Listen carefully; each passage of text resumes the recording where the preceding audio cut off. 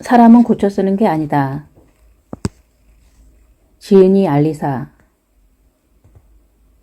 대학 졸업 전부터 취업에 성공하여 10년 동안 남들처럼 평범하게 회사 생활을 했다.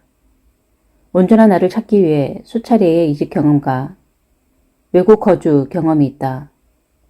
다양한 근무 환경 속에서 직장 내 가스라이팅을 겪으며 나를 잃어보고 나서야 내 삶의 기준을 만들게 되었고 깨달은 정보를 세상에 공유하며 나답게 일하게 되었다. 하루 100페이지 독서 습관으로 1년도 안 되어 인생을 180도 변화시켜 백수에서 1인 사업가로 성장하는 중이다. 읽은 책에서 최소 한 개의 문장씩은 무조건 실천하며 인생을 빠르게 변화시키고 있다. 현재는 매월 100명의 사람들과 습관 모임을 함께하며 나다움 글쓰기 클래스를 운영 중이다. 인스타그램에서는 10년간의 직장 생활에서 얻은 깨달음,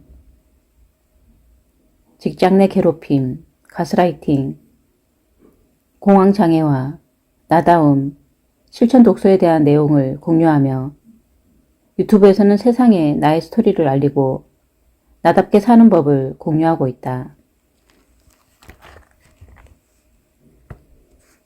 가스라이팅은 당장 내일이라도 나에게 일어날 수 있는 일이다.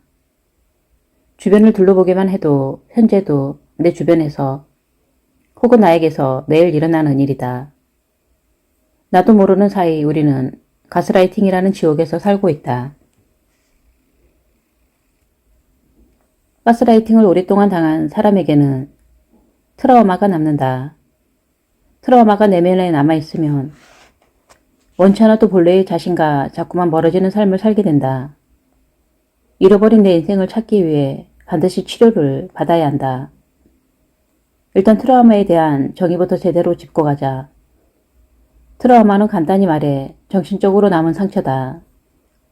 나의 경우에는 나를 스토킹하던 전 남자친구와 비슷한 성격의 남자를 만나면 정신이 혼미해지고 심하게 직장 내 괴로움을 당했던 회사 근처를 지날 때면 심장이 미친 듯이 뛴다. 트라우마로 인한 증상이다. 앞서 이야기한 우울증, 공황장애와 동일하게 트라우마도 정신적인 상처이기 때문에 적극적인 치료가 필요하다. 시간이 지난다고 해결되지 않는다. 고통스러운 환경에서 멀어지면서 괜찮아지는 것처럼 보일 뿐 비슷한 상황을 마주하면 더 심한 증상들로 나타나면서 자신을 괴롭힌다. 트라우마를 치료하는 것은 말처럼 쉽지 않다. 치료 기간이 생각보다 길어져도 모두 이겨내겠다는 독한 마음가짐을 갖는 건 필수다. 많은 사람이 트라우마 치료를 끝까지 해내지 못하고 중간에 포기하는 이유는 치료를 위해서는 피하고 싶은 순간을 마주해야 하기 때문이다. 나의 경험을 예로 들면 전 남자친구에 대한 트라우마를 해결하기 위해서 전 남자친구와 닮은 사람과 계속해서 마주쳐야 했다. 나에게 전혀 위협적이지 않은 사람임을 알면서도 너무 힘들었다. 증상이 더 심각해져서 모든 남자가 나를 죽일 것 같은 공포감이 밀려왔다. 10년 정도는 제대로 된 연애를 하는 것도 힘들었다. 직장 내 괴롭힘을 당했던 회사 근처를 지나갈 때면 숨쉬기가 힘들고 다리에 힘이 풀려 걷는 것도 제대로 할 수 없었다. 이러한 어려움을 피하지 않고 이겨낼 수 있었던 건 조력자가 있었던 덕분이다. 이 부분에 대해서는 운이 좋았다고 생각한다. 옆에서 도와주는 사람이 없었다면 혼자서 부정적인 늪에 빠져서 그 어떤 노력을 해야겠다는 생각도 못했을 테니 말이다. 그 당시엔 책을 읽지도 않았었고 새로운 사람을 만날 때도 아니어서 스스로 트라우마를 인지하고 치료에 전념하기란 쉽지 않았다. 하지만 지금 이 책을 읽는 여러분은 나보다는 나은 셈이다. 주변에 조력자가 없더라도 내가 하는 이야기로 도움을 받을 수 있으니까. 비슷한 상황을 겪을 때 다시 똑같은 고통을 느끼지 않으려면 이겨내기 위한 연습을 꾸준히 해야 한다. 중간에 포기하면 증상은 더욱 심해진다는 걸 꼭 기억하자. 내가 노력한 트라우마 치료 방법은 총 4가지다. 첫째는 신체적인 노력으로 가벼운 산책을 하는 것이다. 산책을 하다 보면 나 자신과 자연스럽게 대화하는 시간이 많이 생긴다. 그렇게 대화를 하면서 내 속에 있는 아픔은 무엇인지, 어떻게 해결할 수 있는지, 앞으로의 삶은 어떻게 살고 싶은지, 지금 하고 싶은 것은 무엇인지, 어떤 점을 어떤 식으로 발전시킬 수 있는지 등 삶의 본질적인 부분에 대해서 질문들이 떠오른다. 내면의 질문에 귀 기울이고 대답을 하다 보면 그 안에서 생각지도 못했던 아이디어를 얻을 수 있다. 산책을 하는 것은 몸 자체를 건강하게 하기 위함도 있지만 정신을 강화시키는 데 엄청난 도움이 된다. 격한 운동이 아니므로 누구나 쉽게 할 수 있다. 또한 기분 좋은 날 솔솔 불어오는 바람을 맞으며 한적한 길거리를 걷다 보면 여유가 느껴지며 사소한 일상의 감사함과 행복함을 느낄 수 있다. 산책을 먼저 권하는 이유는 정신적인 고통을 이겨내기 위해서는 체력이 뒷받침되어야 하기 때문이기도 하다. 신체가 건강해야 마음도 건강한 법이다. 본격적인 트라우마 치료에 들어가기 전 산책을 열심히 해보자.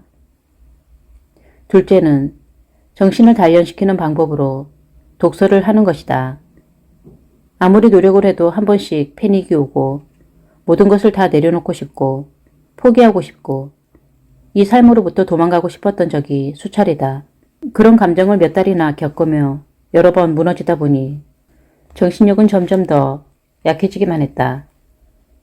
더 이상 무너질 곳이 없다 싶을 정도로 바닥 끝까지 내려왔을 때 우연히 새벽에 접했던 유튜브 영상에서 독서를 하라는 말을 들었다. 아침에 해가 뜨자마자 바로 서점으로 달려가 베스트셀러 코너에 있는 책 3권을 구매해왔다. 사오자마자 미루지 말고 바로 읽는 것이 중요하다.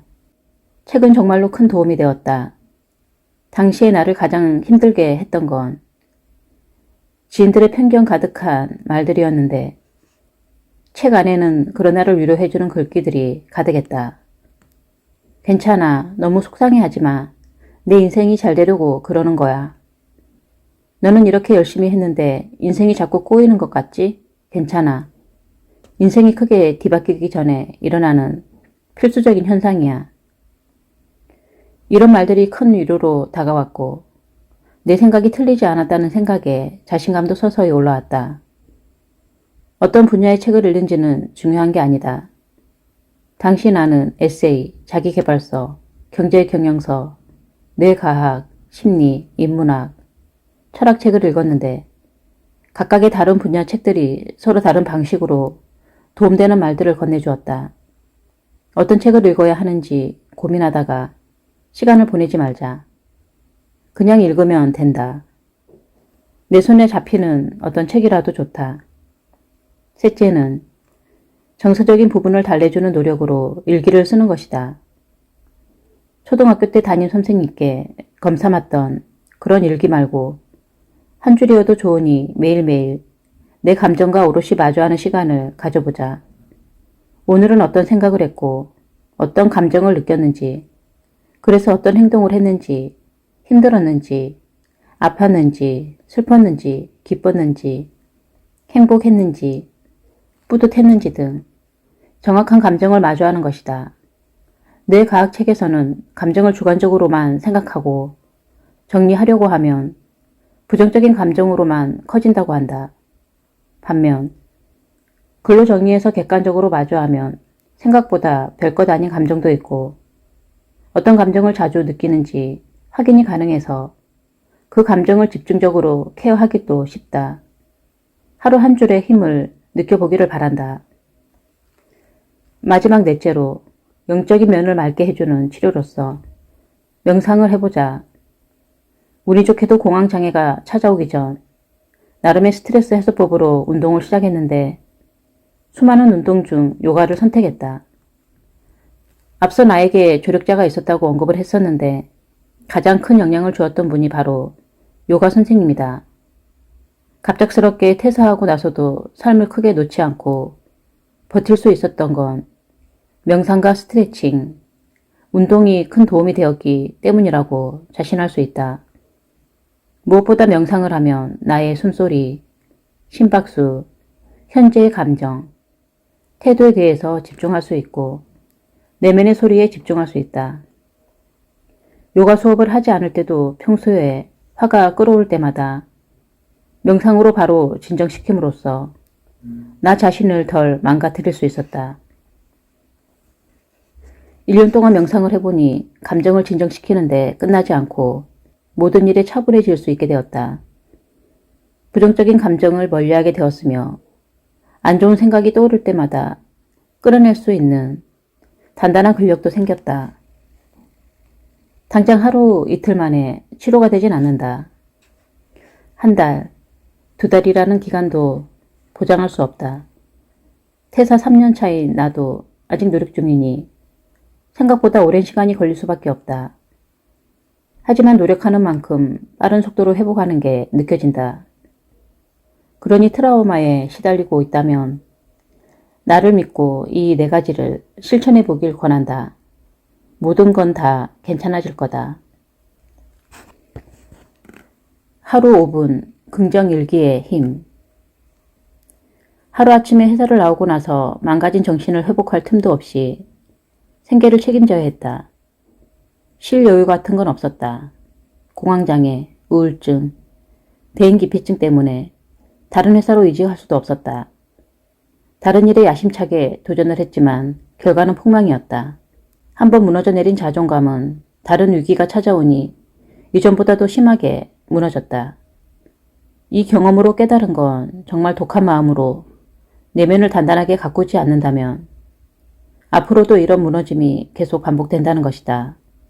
돈보다, 직업보다, 하는 일보다 더 늦기 전에 나 자신을 좀 더 돌봐야겠다고 생각하게 된 결정적인 계기는 요가 선생님의 선물 덕분이다. 내 인생을 180도 바꿔놓은 선물은 바로 감사일기다. 이 자그마한 노트 하나가 어떻게 인생을 180도 바꾸었다는 것일까? 이 노트에는 감사한 일 3가지와 기분 좋은 하루를 위해 할 수 있는 행동 3가지에 대해 적을 수 있는 칸이 있다. 이 6가지를 적는데 하루 5분이면 충분하다. 고작 이 하루 5분으로 인생을 바꿀 수 있었던 건 이 노트 안에는 무조건 긍정적인 내용만 써야 하기 때문이다. 긍정의 힘은 경험해본 사람만 안다. 단 5분으로 어떻게 인생을 바꿀 수 있는지 여러분도 직접 경험해보면 좋겠다. 하루 긍정일기를 쓰면서 정신적으로 회복이 되니 몸도 아프지 않게 되었고 몸이 아프지 않다 보니 매일매일 기분이 좋아졌다. 사소한 긍정 하나가 몇 배, 몇 천, 몇 억의 긍정을 불러오고 있다. 부정의 늪에서 헤어나오지 못하던 내가 이 5분 일기를 한 달 동안 열심히 쓰고 나니 바로 변화를 느낄 수 있었다. 사소한 일상 하나하나가 감사함으로 다가왔고 부정적으로 받아들일 수 있는 일을 긍정적으로 바라보기 시작했다. 나에게 안 좋은 일이 일어나는 건 모두 나를 괴롭힌 팀장 때문이라고만 생각하며 마음이 정말 힘들었는데 감사일기를 쓰면서부터는 새로운 일에 도전할 수 있는 기회가 왔다는 태도로 바뀌었다. 출근해 있는 동안 함께할 수 없었던 반려견, 반려묘와 하루 종일 추억을 만들 시간이 있다는 것도 감사함으로 다가왔고 현재는 규칙적으로 하는 일이 없더라도 일할 수 있는 건강한 신체를 가지고 있다는 것도 감사하게 다가왔다. 이런 식으로 모든 일을 긍정으로 바라보기 시작하니 힘든 일이 자연스레 하나둘 사라져갔다. 사고방식의 변화뿐만 아니라 텅 비어있는 내면이 촘촘하게 채워지는 것을 느낄 수 있었다. 자존감이 한 계단씩 올라갔고 자존감이 올라간 상태로 무언가를 성취하게 되니 자신감도 높아졌다. 그렇게 되니 사람과의 만남이 무서웠던 게 조금씩 사라졌고 용기를 내어 밖을 나갈 수 있게 되었다. 새로운 사람들을 만나다 보니 스스로 나 자신을 가두고 있다는 생각을 다시 한번 하면서 더 자주 밖으로 나가게 되었다. 하루 5분 긍정일기의 힘은 유명하다. 하루 5분으로 긍정적인 생각과 행동 패턴을 만들 수가 있다. 5분이라는 시간은 누구에게나 짧은 시간이다. 그 짧은 시간이 기적을 불러일으킨다. 매일매일 긍정적인 일이 있어야만 이 긍정일기를 쓸 수 있을까? 아니다. 나도 이 일기를 쓰면서 알게 된 점이지만 긍정적인 일을 보는 눈은 내 안에 있다. 오늘만 해도 나는 안 좋은 일들을 몇 개 겪었다. 하지만 내 일기장에는 좋은 일들만 담겨 있다.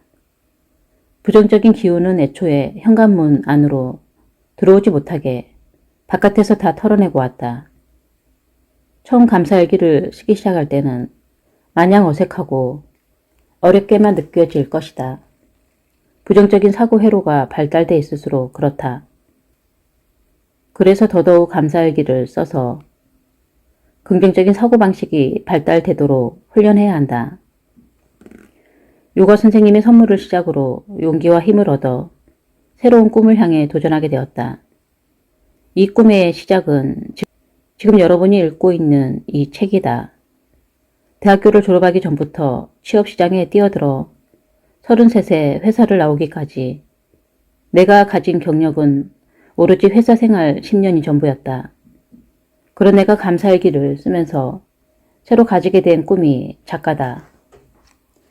직장 내 괴롭힘을 당해 회사에서 쫓겨날 때만 해도 회사 밖으로 나가서 무엇을 할 수 있을지 막막하기만 하고 좌절하기만 했던 1년 전과는 전혀 다른 인생을 살고 있다.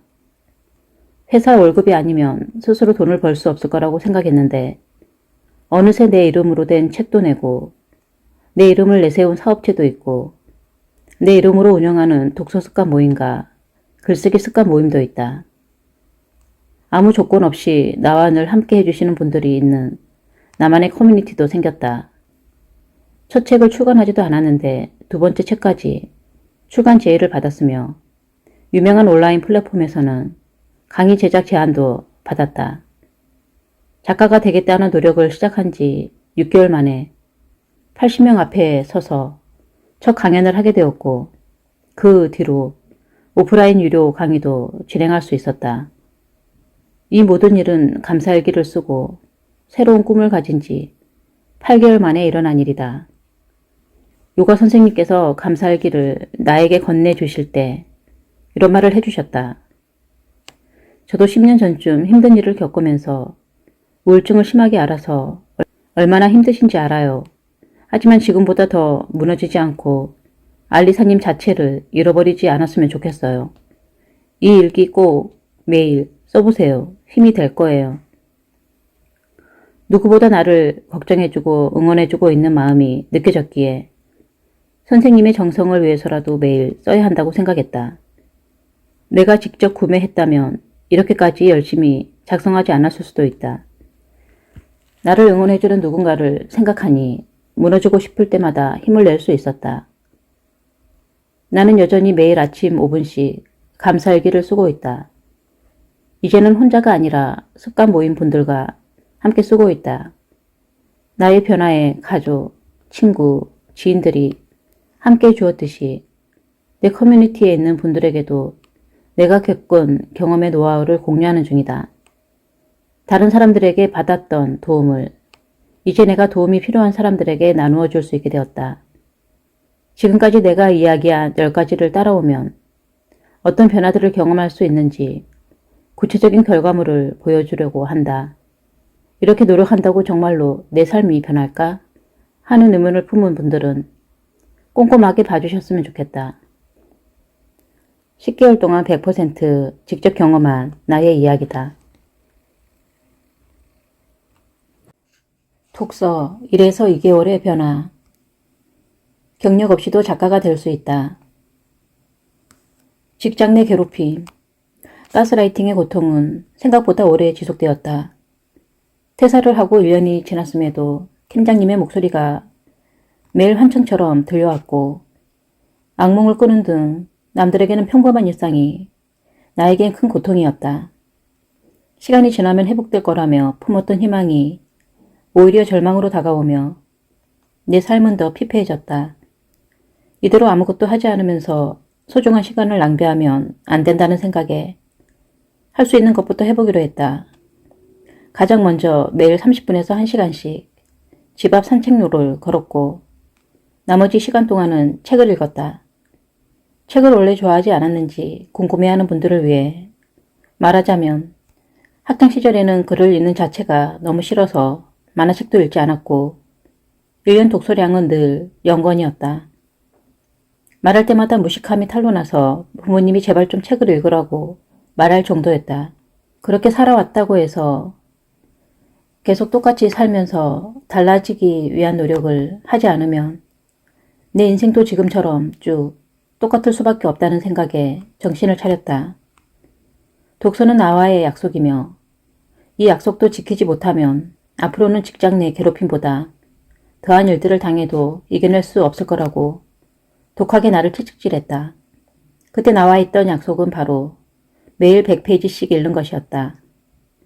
페이지 수가 기준이 되면 좋은 점은 두꺼운 책이든 얇은 책이든 상관없이 매일 일정하게 수행할 수 있다는 점이 좋다. 핑계를 댈 수도 없다. 오늘은 벽돌책이니까 나눠서 읽어야지 하며 자기 합리화를 할 만한 점을 아예 차단하고 시작하는 것이다. 100페이지로 목표를 잡은 또 다른 이유는 책 한 권을 최대한 빠른 시간 내에 읽고 싶어서였다. 매일 10페이지 정도로 쉽게 정하면 매일 수행하기엔 수월하겠지만 성취감은 덜할 거라고 생각했다. 잃어버린 자신감을 회복하기 위해서는 무언가를 할 수 있다는 걸 경험하는 것이 중요하다. 집에 있는 책의 페이지 수를 확인해보니 대부분 200페이지에서 250페이지 정도 되는 것을 확인했고 매일 100페이지씩 읽으면 3일이면 한 권을 완독할 수 있겠다는 판단이 들었다. 그렇게 용감하게 2022년 4월 13일 100페이지 습관 만들기를 시작했다. 정말 매일 100페이지씩 읽었을까? 그렇다. 하루도 빠짐없이 매일 100페이지를 읽었고 책을 읽기 시작한 지 한 달이 지나자 15권을 완독하게 되었다. 15권은 나에게 아주 큰 변화를 가져다 주었다. 내가 처음 예상한 것처럼 한 권씩의 완독은 엄청난 성취감을 안겨주었다. 새로운 도전을 하고 싶다는 원동력이 되어주었다.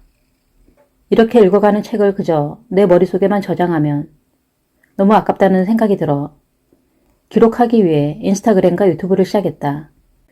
인스타그램에는 읽은 책에 대해 간략하게 정보만 정리해서 올리고 유튜브에는 책에서 가장 인상 깊은 하나의 구절을 소개하는 형식으로 촬영했다. 첫 달에 느낀 가장 큰 변화는 도전에 대한 두려움이 크게 사라졌다는 것이다. 쑥쑥 성장한 자신감을 가지고 두 번째 달에도 즐겁게 독서를 했다. 책을 읽기 시작한 지 2달이 안 되어 더 많은 변화가 생겨났다. 완독한 책은 36권으로 늘어났고 그렇게 읽은 책의 기록이 늘어나는 만큼 출판사로부터 책 협찬 요청이 점점 들어오기 시작했다. 유료 광고는 아니었다. 무료로 책을 제공받아 읽고 솔직한 서평을 남겨달라는 요청이었지만 버는 돈이 한 푼도 없는 백수에게는 신간을 무료로 받을 수 있다는 기회 자체가 소중했다. 읽은 책을 기록하는 것 자체만으로도 무상 협찬을 받을 수 있다는 신세계를 보게 된 시기이기도 하다. 그뿐만이 아니다. 책을 읽고 서평을 남기면서 저자분들께서 읽어줘서 고맙다는 댓글을 남겨주시기 시작했고 그중 한 작가님의 북토크가 열린다기에 신청해서 운 좋게 참석하게 되었다가 나도 이런 위로가 되고 좋은 영향력을 줄 수 있는 책을 쓰는 작가가 되고 싶다는 새로운 꿈을 가지게 되었다. 북토크에 다녀온 다음날부터 무작정 원고를 썼다. 책 쓰는 방법이나 어떻게 하면 작가가 될 수 있는지 전혀 모르는 상태였다. 그냥 썼다. 작가님께서 말씀해 주셨던 방법은 목차를 먼저 잡고 내용을 채우라는 것이었다. 그렇게 매일 글을 쓰다 보니 북토크를 다녀온 지 한 달 만에 첫 책의 초고를 완성했다. 완벽하진 않았다. 하지만 초고를 완성했다는 그 자체만으로도 나는 이미 작가가 되었다. 당장 출판사들의 메일을 돌려도 되는 양이었고 전자책으로 만들어서 판매를 할 수 있는 상태였다. 독서를 시작하여 얻은 용기로 만들어낸 최고의 결과물이었다. 다른 변화도 있었다.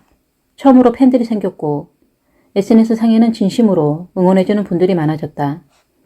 게다가 북토크에서 만나는 작가님과 함께 일할 수 있는 기회도 주어졌다. 자기 개발서를 읽으면서 배웠던 대로 내가 먼저 용기 내어 함께 일하고 싶다며 PPT로 제안서를 11장이나 써서 제안을 드렸고 흔쾌히 수락해 주셔서 많은 것을 배울 수 있었다. 작가가 되기 위한 부분들, SNS 글 쓰는 방법들, 썸네일을 좀 더 잘 만드는 방법, 콘텐츠 질을 높이는 법 등 많은 도움을 받을 수 있었고 그 기회로 짧은 시간에 엄청나게 성장할 수 있었다. 이 모든 일이 독서를 시작한 지 2달 만에 일어난 일이다. 더 정확히 말하면 책을 읽기 시작한 지 58일 만에 생긴 변화다. 여러분에게도 충분히 똑같은 변화가 일어날 수 있다는 뜻이다. 한 달 혹은 2달은 도전해 볼 만하지 않은가? 독서 3에서 4개월의 변화. 인생의 확신을 가질 수 있는 최고의 방법. 독서를 시작한 지 3개월이 되자 사고가 확장되는 것이 체감되었다. 사고가 확장되는 걸 어떻게 느낄 수 있을까? 논리적인 글쓰기가 좀 더 수월해졌고 사람들과 대화를 나눌 때 좀 더 조리 있게 말을 할 수 있게 되었다.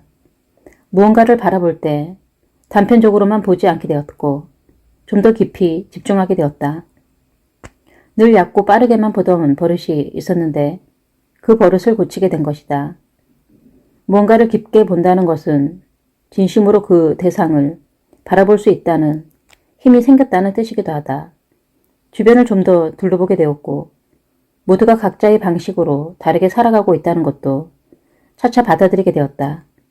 이 점이 중요한 것은 책을 읽기 전에는 모두가 이렇게 살아가고 있다고 하니 나도 거기에 맞춰 살아야 한다는 강박이 심했고 남들과 비교하며 살아가기 바빴는데 책을 읽고 다양성을 인정하게 되면서부터는 마음이 한결 편안해졌다. 마음의 여유도 생겼다. 이 모든 것이 책을 통해 일어난 변화들이다. 3달이 지나니 출판사에서 진행하는 서평단에 응모를 하면 100% 당첨이 되었다. 내가 읽고 싶은 책은 전부 무상으로 읽을 수 있게 된 것이다. 특히나 신간이 세상에 나오기도 전에 서평단으로 미리 읽어볼 수 있는 기회가 주어지는 건 늘 설레는 일이었다. 어떻게 보면 간단한 이벤트에 당첨되는 소소한 일상 같지만 나에게는 큰 의미가 있다. 무언가를 시도해서 100% 성취를 할 수 있다는 사실은 자신감 향상에 엄청난 도움이 된다. 그런 사소한 것들이 모여 도전을 할 수 있는 용기를 만들어주기 때문이다. 나는 그 용기로 새로운 도전을 시작했다. 인스타그램 팔로워가 1000명밖에 안 되지만 독서 모임을 열기로 한 것이다. 처음으로 모집을 했던 독서 모임 일기 신청자는 딱 4명이었다. 그동안 받은 댓글 반응으로 봐서는 최소한 20명은 지원할 줄 알았는데 단단히 착각했나 보다. 하지만 좌절보단 감사함이 먼저 다가왔다. 4분이나 나와 함께 독서 모임을 하며 성장하고 싶다는 생각에 또다시 가슴이 뛰었다. 그렇게 그분들과 2주 동안 매일 정해진 양을 함께 읽으며 또 가진 생각들을 나누고 또 한 번 성장해갔다. 1달, 2달, 3달이 지나며 눈에 보이는 변화를 겪었지만 독서를 시작한 지 120일인 4달이 지나자 무서운 성장세가 보이기 시작했다. 일단 유료로 책 광고가 들어오기 시작했다. 이 당시 광고 세계를 잘 알지 못해서 한 건밖에 진행되지 못했지만 나에겐 의미 있는 경험이었다. 맨날 책만 읽고 올리다가 돈을 받고 서평을 올린다는 것은 계정의 힘이 점점 커지고 있다는 뜻이니까. 게다가 공황장애와 우울증이 많이 회복된 걸 느꼈다. 더 이상 약을 먹지 않아도 우울하지 않았고 새로운 사람들을 만날 수 있었다. 자존감이 정말 많이 회복되었고 눈이 빛난다는 말을 다시 듣게 되었다. 만나는 사람들마다 얼굴이 편안해 보인다는 칭찬을 해주었고 사람들의 고민 상담을 해줄 만큼 마음이 많이 편안해졌다. 게다가 평소에는 만나기 어려운 인플루언서들과의 만남이 잦아졌다. 먼저 만나자고 연락을 주신 분도 있었고 내가 만나보고 싶은 분들에게 먼저 제안을 하면 흔쾌히 수락해 주셔서 만날 수 있었다. 내가 가고자 하는 길을 앞서 나간 분들을 만나서 이야기를 나눈다는 건 그 무엇과도 바꿀 수 없는 귀한 기회다. 인플루언서 분들을 만날 때마다 힘들 때 어떻게 이겨내셨는지, 어떤 마인드로 하루하루를 살아가시는지, 앞으로 위기가 찾아오면 어떻게 하실 생각인지, 지금 그 자리에 가기까지 실제로 도움이 되었던 습관들은 무엇인지에 대해서 최대한 많이 물어보고 그분들의 행동을 배우고자 실천으로 옮겼다. 그렇게 계정의 영향력이 커지고 유명한 사람들과 교류하는 시간이 늘어나면서 인생에 대한 확신이 생겼다. 이전까지만 해도 걱정이 많았다. 지금 잘하고 있는 건가? 회사로 돌아가지 않고 작가가 되겠다고 결심한 건 잘한 일일까? 잘 안 돼서 후회하게 되진 않을까? 이 일도 결국은 아무 성과 없으면 어떡하지? 그때 너무 늦은 게 아닐까? 이런 생각들로 앞이 캄캄하고 답답하기만 했는데 마치 내 머릿속을 스캔한 것처럼 읽는 책마다 나의 고민에 대한 명확한 대답과 해결책을 제시해 주었다. 만났던 분들에게서는 내가 찾던 해답을 얻을 수 있었다. 잘하고 있는 건가? 라는 생각은 너무 잘하고 있어. 고지가 얼마 안 남았어. 라는 확신으로 연결됐고 회사로 돌아가지 않은 게 잘한 일일까? 라는 불안감에는 이제 회사원 알리사는 있는 거야. 내 인생에 회사에서 일할 일은 절대 없어. 하고 자신감이 생겼다. 그렇게 확신을 얻게 된 배경에는 팔로 분들의 덕도 크다. 내가 올리는 피드에 응원 댓글이 하나씩 달리기 시작하면서 이제부터는 절대 내 꿈을 포기해서는 안 된다는 책임감도 생겼다. 알리사님 보고 책 읽기를 시작했어요. 알리사님 따라서 책을 읽어보니 정말로 우울증에서 회복되는 게 느껴져요. 많은 사람이 나를 보며 용기와 위안을 얻고 희망을 품고 있는데 내가 포기해버리면 그 절망감을 그들도 느낄 테니 이제부터는 나 혼자만의 인생이 아닌 많은 사람이 지켜보고 있다는 책임감으로 반드시 잘 해내야 했다. 이렇게 마음가짐이 압박감이나 부담감이 아니라 앞만 보고 나아갈 수 있는 힘이 되어주었다. 책을 읽은 지 4개월 만에 나는 1만 명의 팔로워분들과 꿈을 향해 나아갈 수 있게 된 것이다. 독서 5에서 6개월의 변화. 이제부턴 꽃길만 걷자. 책을 읽은 지 5개월이 지나고 여태까지 읽은 책 80권을 벽 한편에 쌓아봤다. 내 키가 160cm인데 내 키를 넘어선 높이의 책탑이 완성되었다. 5개월 만에 80권 완독이라는 타이틀은 인스타그램에서 도서 인플루언서로 만들어주기도 했다. 인스타그램을 한 지 4개월 만에 22,000 팔로워가 생긴 것이다. 전달에 완성한 원고를 약 50권 넘는 출판사에 투고했다. 100% 거절당했고 그중 한 곳에서는 이런 말을 남겼다. 알리사님 원고는 좋은데 인지도가 없어서 계약을 해도 될지 모르겠어요. 3주라는 시간을 드릴 테니 인지도를 높이고 오세요. 이 말을 듣고 인스타그램을 좀 더 열심히 운영한 것도 있다. 이런 말을 한 출판사와는 절대 계약하고 싶지 않아서다. 분노를 동기부여로 활용하여 좋은 결과를 얻은 덕에 현재 출판사와도 계약할 수 있었다. 나는 이를 도끼부여라고 부르기로 했다. 여기서 끝나면 너무 시시할 테니 지금부터 제대로 이야기해보고자 한다. 꽃길은 이제부터 시작이다. 출간 계약을 하고 나니 다양한 강의 제안이 들어왔다. 대부분은 인스타그램 관련 강의였다. 하지만 그 당시 강의 요청은 전부 거절했다. 책에 좀 더 집중하고 싶었고 작가로서 좀 더 전문성을 키우는 데 집중해야 한다는 생각이었다. 퀄리티 좋은 콘텐츠를 만드는 데 시간을 쏟고 싶었다. 그리고 유명한 작가님께 동업 제안도 받게 되었다. 돈 한 푼 못 벌고 있던 상태여서 나에겐 더할 나위 없이 좋은 기회였다. 특히나 내가 최종적으로 가고자 했던 길은 작가였고 글과 관련된 인생을 살고 싶었기에 더 기뻤다. 결과적으로 동업은 좋은 결과로 이어지진 않았지만 이걸 계기로 내 사업을 만들 수 있었기에 나에겐 너무너무 귀한 기회였다. 이 제안이 없었다면 혼자서 무언가를 해야겠다는 생각조차도 못했을 테니 말이다.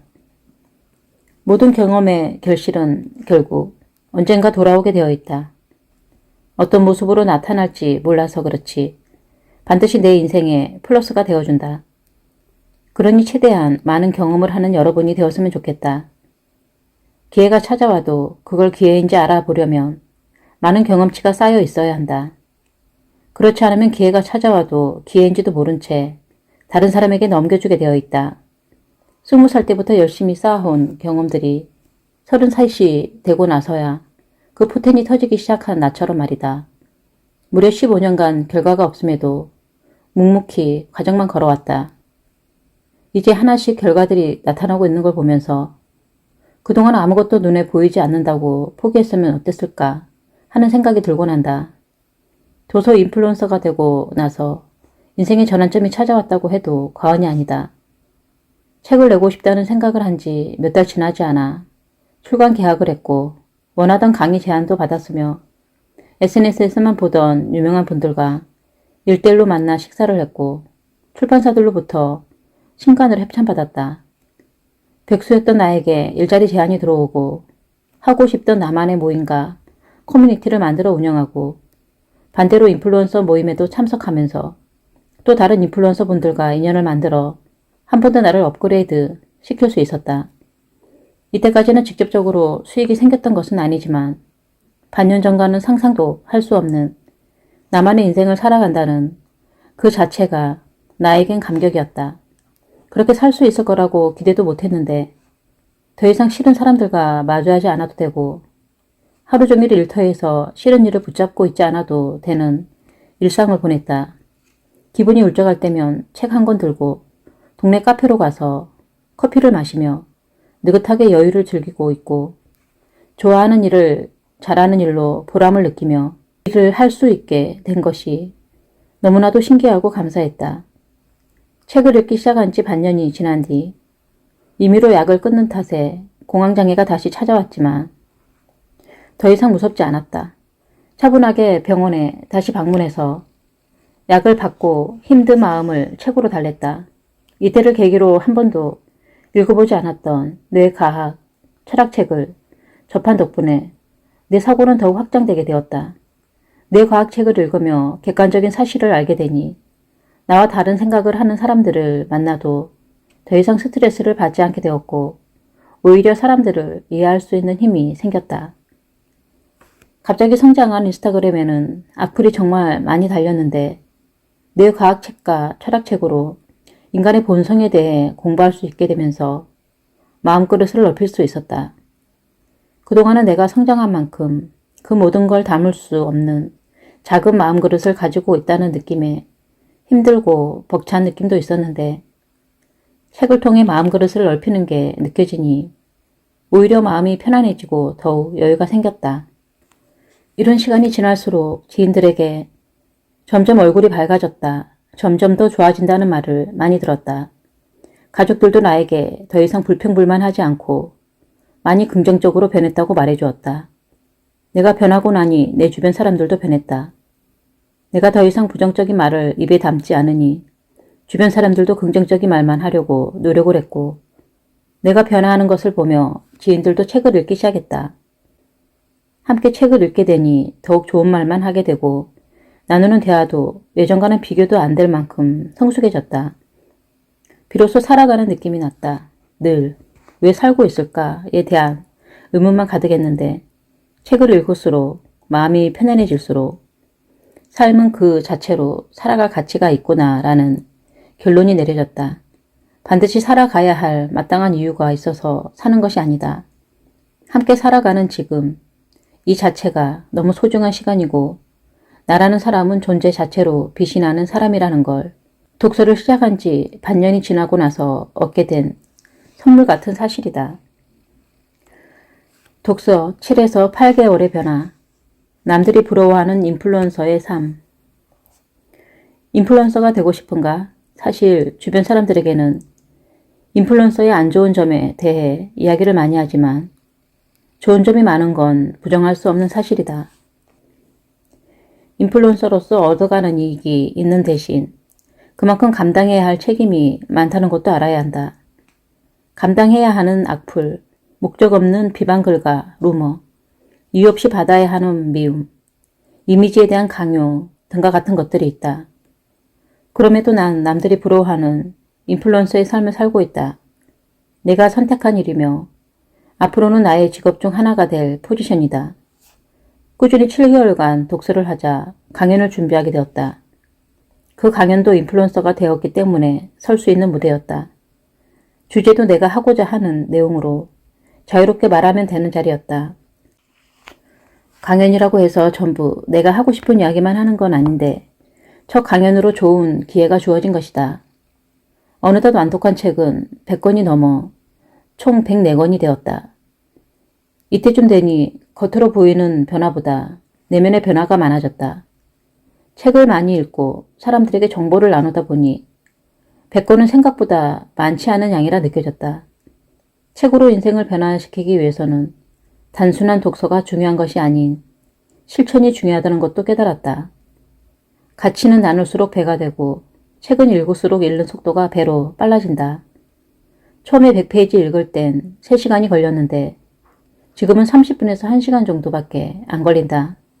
책 한 권을 읽는데도 익숙한 내용의 책이라면 1시간이면 충분하다.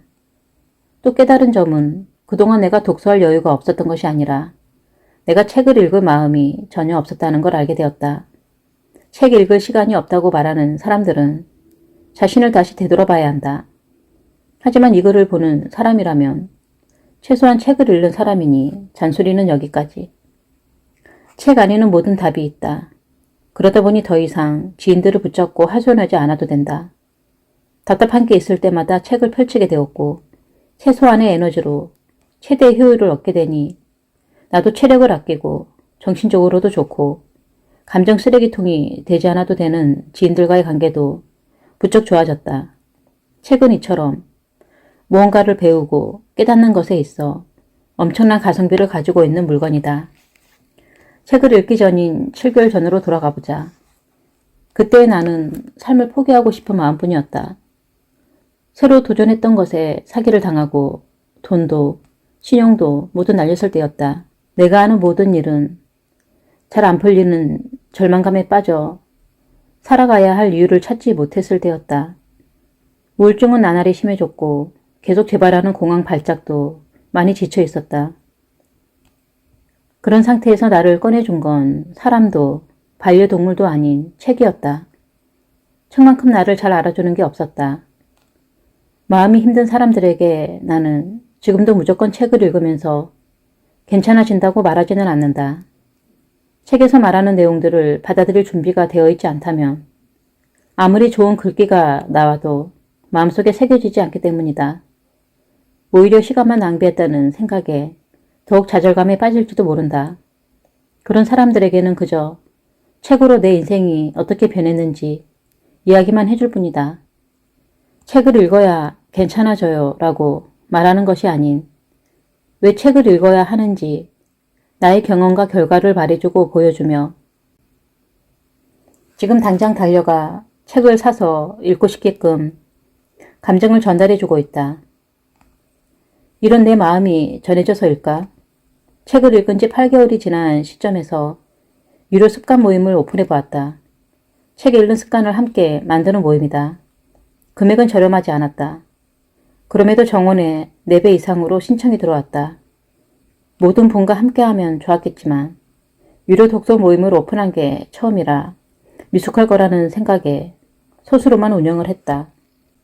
그동안은 혼자서만 책을 읽고 깨닫고 실천했는데 함께 습관을 만들고 같은 책에 대해서 서로 다른 의견을 나누고 사람들의 고민은 무엇인지도 물어보며 세상에 좀 더 발을 들여놓는 기분이었다. 무엇보다 혼자가 아니라는 느낌이 너무 좋았다. 회사를 그만두고 프리랜서로 일하면서 늘 혼자인 기분에 무섭고 나만 뒤로 가는 것 같았는데 나 같은 사람이 이렇게나 많았다니 큰 위로가 되고 서로 동기부여가 되어 주었다. 8개월 동안 총 113권을 읽었는데 집에 책을 마땅히 놓을 공간이 없어서 책상 위에 쌓아놓은 게 결국 사고가 나기도 했다. 책의 무게를 견디지 못하고 책상 유리가 갈라진 것이다. 그런데 나는 그게 왜 그렇게 행복한지 기념으로 사진도 찍었다. 약간 혼장 같은 기분이었다. 더욱 놀라운 점은 아직 첫 책을 출간하지도 않았는데 두 번째 책 출간 제안을 받았다는 것이다. 강연을 본 출판사 대표님께서 강연 내용에 대해 책을 내고 싶다고 제안해 주셨다. 작가로서 내 이야기를 세상에 널리 알리고 책을 자주 쓰고 싶은 내 꿈이 이렇게 하나하나 이루어지는 게 감격스러웠다. 오프라인 강의도 할 수 있었다. 미뤄두었던 인스타그램 강의였는데 오로지 나만 가지고 있는 내용으로 하는 강의였기에 뿌듯하고 행복했다. 100% 나의 경험으로만 구성한 강의이기에 그 어떤 인스타그램 강사도 절대 따라할 수 없는 내용이다. 그런 강의를 해보고 싶었는데 책을 읽은 지 8개월 만에 이뤄냈다. 그리고 여전히 100페이지를 매일 읽고 있다. 독서 9에서 10개월의 변화. 실직자에서 1인 사업가로. 이제 한 사업체의 대표가 되었다. 공황장애, 우울증을 앓던 실직자 백수에서 1인 사업자가 된 것이다. 수입은 월급의 3에서 4배 정도로 수입이 많은 달은 월급의 5배가 된 적이 있다. 앞으로 본격적인 경제활동을 하기 위한 출발을 한 셈이다. 모임원 분들만 총 190명 가까이 되어간다. 새로운 도전을 한 지 1년도 안 되어 진심으로 소통하는 사람이 100명이 넘는다는 건 내가 넘치게 사랑받고 있다는 뜻이 아닐까? 가스라이팅으로 자존감, 자신감 다 잃고 상실감에 헤매던 내가 이렇게 사랑받을 거라고 생각이나 했을까? 전부 책으로 일어난 변화들이다. 나를 믿고 함께해주는 분들에게 나의 지식과 통찰력을 조금이라도 더 알려주고자 더 다양한 분야의 책을 읽었다. 2023년부터는 고전과 경제책도 좀 더 많이 읽어볼 생각이다. 경제에 대해서는 개념도 잡혀있지 않아서 어렵지만 열심히 읽어보고 있다. 또 그렇게 몰랐던 분야에 새롭게 눈을 뜨게 되면서 많은 걸 배우고 있는 단계다. 책을 읽은 지 10개월이 지나자 크게 느껴지는 변화는 어딜 가나 인정받고 내가 무슨 일을 하는 사람인지 구구절절 설명하지 않아도 된다는 점이다. 물론 나를 팔로우하는 분들을 만나는 건 자주 있는 일은 아니지만 나에 대해 추가 설명이 필요한 것과 그렇지 않은 것은 정말 큰 차이다. 작년까지만 해도 나도 다른 사람을 롤 모델로 삼으며 그분이 하는 것들을 분석하고 공부해서 담고 싶은 부분들을 내 것으로 만들려 노력하며 살았는데 이제는 많은 분이 나에게 알리사님처럼 되고 싶어요.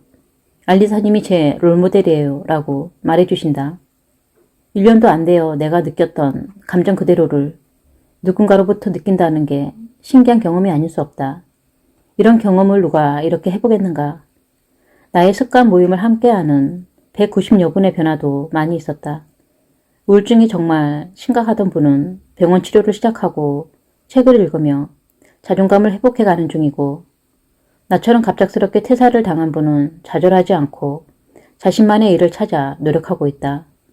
TV나 유튜브 볼 시간에 책을 한 페이지라도 더 읽게 되었고 책을 읽으며 저자와 대화하듯 생각하는 습관이 생기거나 글을 쓰며 나에 대해 알아가는 시간이 늘어났다고 해주셨다. 나에 대해 생각하는 시간이 많아지다 보니 삶에서 어떤 게 중요한지 본질을 들여다보기 시작했고 어떤 게 중요한 일이고 어떤 것에 에너지를 덜 쏟아야 하는지 목적을 찾아가는 분들도 많다.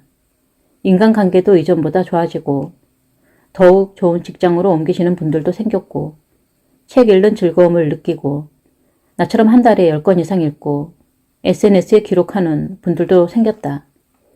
나를 보며 작가의 꿈을 키우는 분도 생겼고 늘 부정적인 사고가 지배하던 삶을 긍정으로 가득 채운 분도 있었다.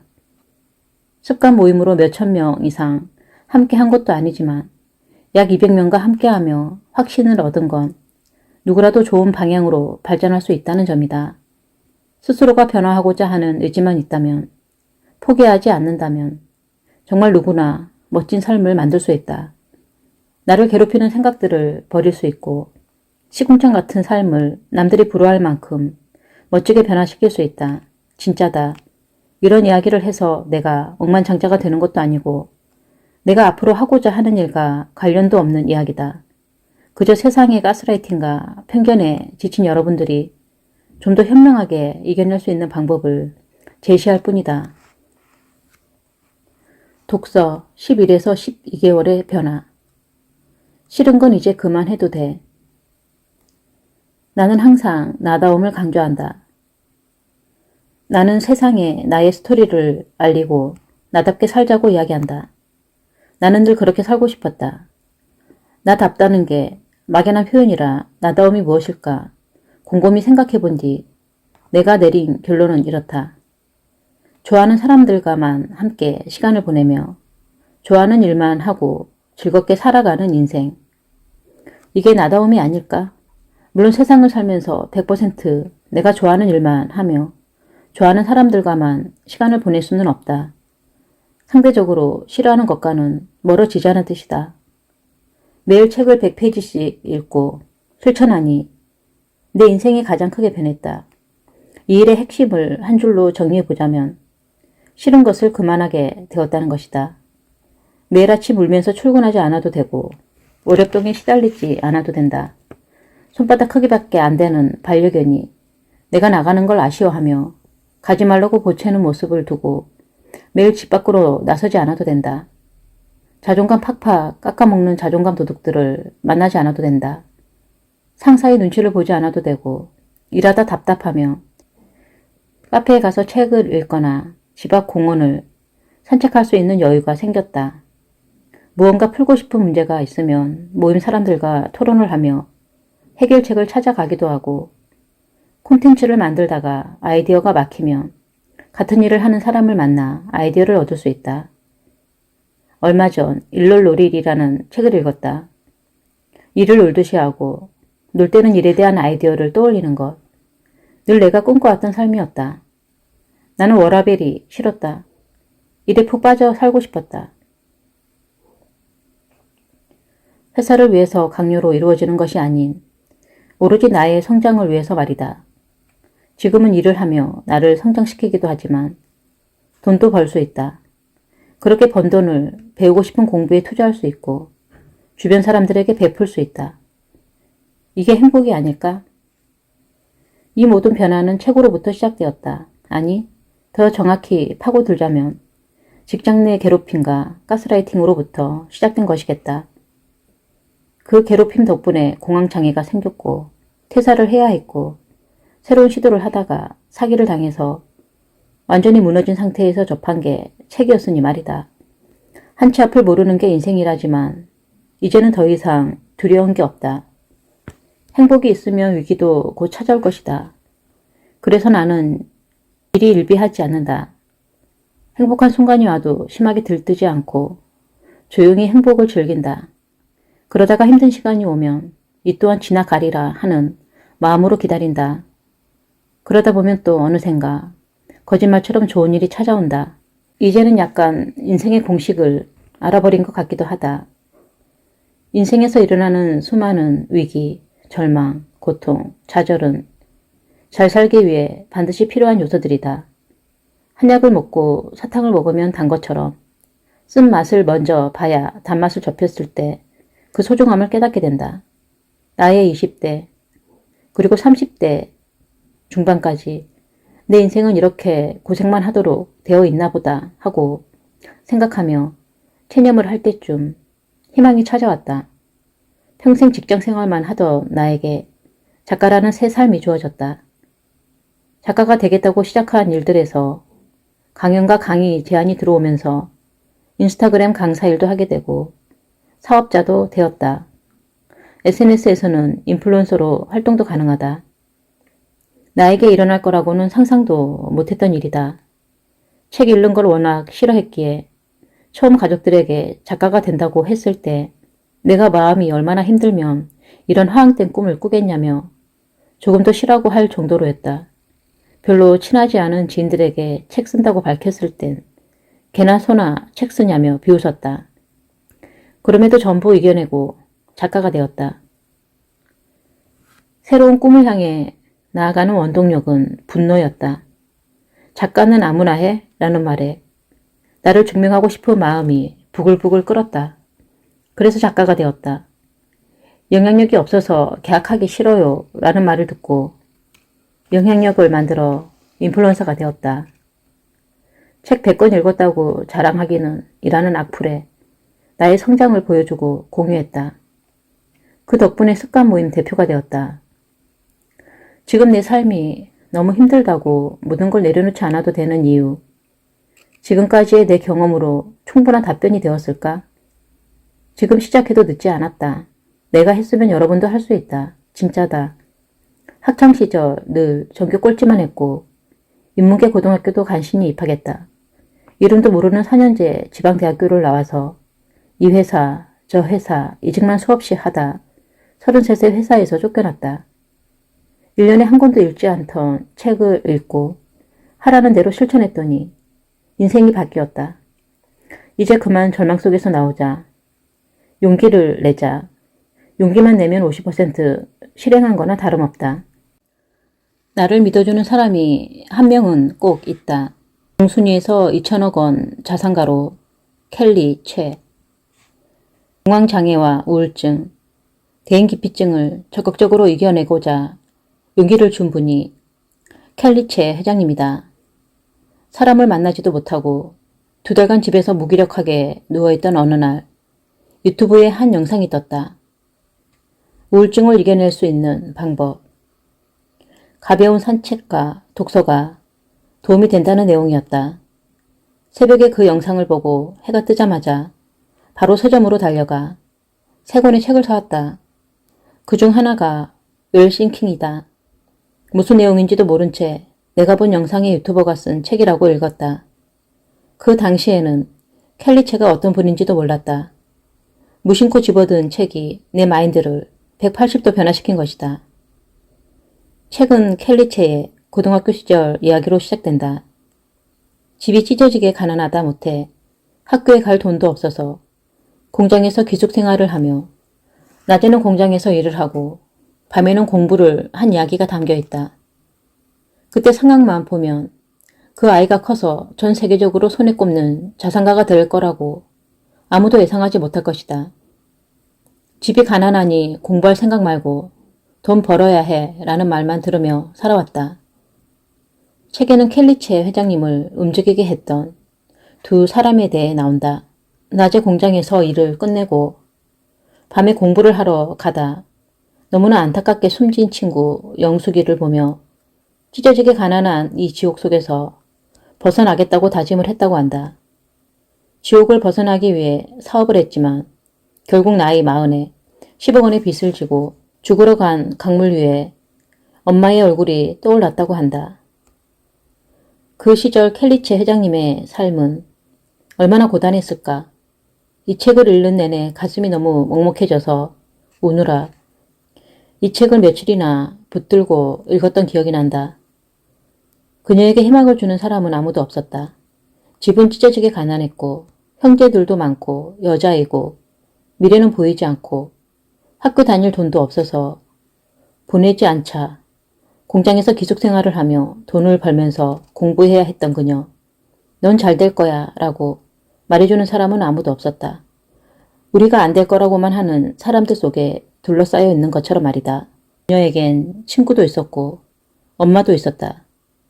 그렇게 그녀를 믿어주는 사람들을 위해 노력한 결과 그녀는 지금 영국에서 손꼽히는 사업가가 되었다. 가스라이팅을 오래 당하면 판단력을 상실하게 된다. 나의 판단력을 믿지 못하고 스스로 무언가를 생각하거나 결단을 내릴 수 없는 상태가 되어버린다. 그럴수록 더 사람들에게 내 인생의 중요한 판단을 맡기고 의존한다. 그래서 주변에 어떤 사람이 있느냐가 굉장히 중요하다. 주변에 나를 믿어주고 내 편이 되는 사람이 누구인지 찾아야 한다. 분명 있다. 한 명은 꼭 있다. 결코 세상에 혼자가 아니다. 만약 아무도 없다면 내가 나의 편이 되어주면 된다. 그거면 충분하다. 외로움 때문에 나를 붙잡는 사람을 가까이 해서는 앞으로 나아갈 수 없다. 희망을 보지 못하는 사람은 희망을 말하지 않는다. 현실에서 벗어나고 싶다면 인간관계부터 정리하는 용기를 가져야 한다. 과정보단 결과만 중요시하는 사회적인 분위기에 비춰볼 때 어쩌면 당연한 현상일지도 모른다. 하지만 계속해서 불가능해, 안 될 거야 라는 말을 듣고 있으면 내가 학습한다. 그 말에 지배당하는 건 다른 사람이 아닌 바로 나의 잘못이 크다. 퇴사 후 홀로서기를 시작하면서 가장 많이 변한 것은 인간관계다. 일부러 정리한 건 아니었는데 자연스럽게 정리되었다. 이제는 긍정적인 사고방식을 가진 사람들과 함께하게 되었다. 나부터 밝고 희망적으로 변하니 나를 따라 변하고자 하는 친구들도 늘어났다. 그 과정에서 나를 깎아내리고 내가 잘 되는 걸 배아파한 친구들과는 자연스럽게 멀어졌다. 처음 책을 쓴다고 했을 때만 해도 대부분의 반응이 내가 였다. 그도 그럴 것이 책이라는 것은 한 분야에서 전문성을 가지고 오랫동안 근무해온 사람이거나 TV에 자주 나와서 누구도 알 만큼 유명한 사람이거나 혹은 돈을 많이 벌고 있는 CEO나 자산가 정도는 돼야 쓸 수 있는 자격이 주어진다고 생각하니까 어느 정도 이해는 한다. 그래서 나는 사람들이 내가? 라고 하면 별일 아니라는 듯 응, 내가 라고 대답한다. 내가 당당하게 대답하면 사람들은 내가 모르는 대단한 뭔가가 있나 보네 라고 생각하는 경우가 많았다. 그때 또 한 번 알 수 있었다. 내가 당당할수록 사람들은 나를 더 대단하게 바라봐 준다는 것을. 사람들한테 대단하게 보일 필요까지는 없지만 내 자존심을 지키는 방법 중 하나는 나부터가 당당해지는 것이라고 말해주고 싶다. 아니, 책이라는 게 뭐 대단한 사람들만 쓰는 건 아니야. 이런 식으로 말하면 스스로를 깎아내리는 것밖에 안 된다. 구구절절 설명할 필요도 없다. 그냥 사실 그대로만 말해주면 된다. 세계적인 유명인, 엄청난 자산가, 남들이 다 부러워하는 삶을 살고 있는 사람들의 시작점을 보면 사실 그들도 처음부터 빛났던 것은 아니었다. 물론 좋은 집에서 태어나서 기회부터가 남달랐던 사람들도 있다. 반대로 자신의 피나는 노력만으로 거기까지 올라간 사람들도 있다. 그 사람들은 평생을 안 될 거다라는 한계를 이겨내기 위해 죽도록 노력했다. 한 번에 잘 되는 사람은 없다. 100% 응원만 해주는 사람들과 함께하는 사람도 없다. 좋은 것은 나에게 좋은 영향을 끼칠 수 있도록 마인드셋을 하고 나쁜 건 버릴 수 있는 용기를 가지는 것이 중요하다. 마음가짐 하나만 바꿔도 가스라이팅에서 벗어날 수 있다.